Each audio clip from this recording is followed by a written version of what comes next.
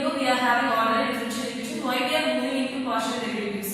So the reason is, suppose if we are having dy by dx. So first of all we should know what is your y and what is your x. Y is nothing but dependent variable and x is nothing but independent variable.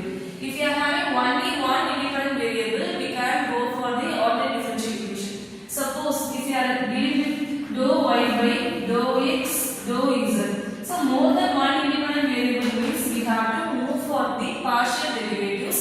So in most cases, in most real world problems, we will use this partial derivatives because we are having many constraints to solve single thing. So that is why we are having more than one independent variable. So if we are having more than one independent variables means we have to go for the partial derivatives.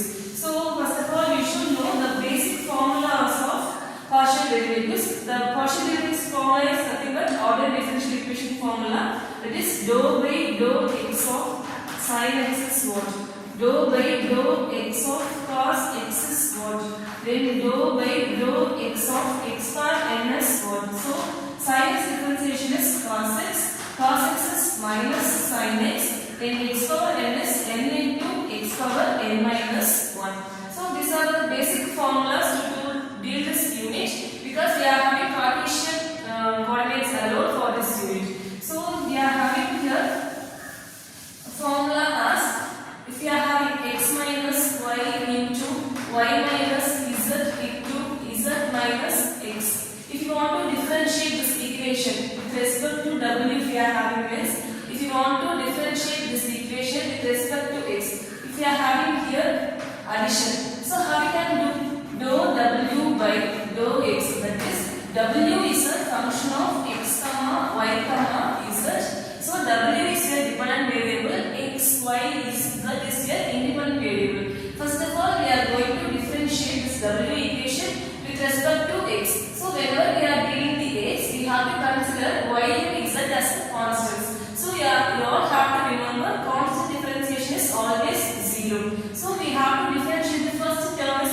So here x differentiation is 1. Y is constant, so that will become as 0. Here doesn't have any x here, so this will become as 0. Here we are having minus 1. So if you are adding it, 1 minus 1 means that is your 0. So the same equation, w equation, dou w by dou y, we have to differentiate this w equation with respect to y. Now we have to consider x and z as constant. So in this equation we are having here minus y, here we are having plus 1, here it doesn't have y.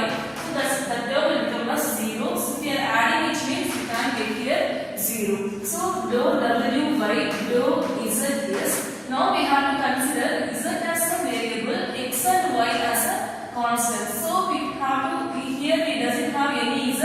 The total term will become as 0. Here we are having minus 1. Here we are having plus 1. So this will become as 0. So if you are adding all those things means dou w by dou y plus dou w by dou z, dou w by dou y. If you add x, if you are adding it means finally we are going to get here 0. So we all should know we are having here one dependent variable, we are having here three independent variable. If you are differentiating with respect to each variables, we are getting here finally 0. Suppose if you are having y equal to x square z plus x into cos z.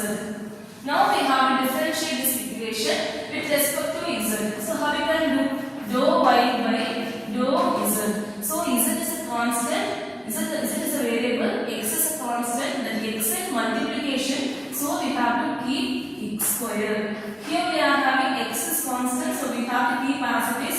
Cos is a differentiation is minus sin z. So we can write here x square minus x sin z.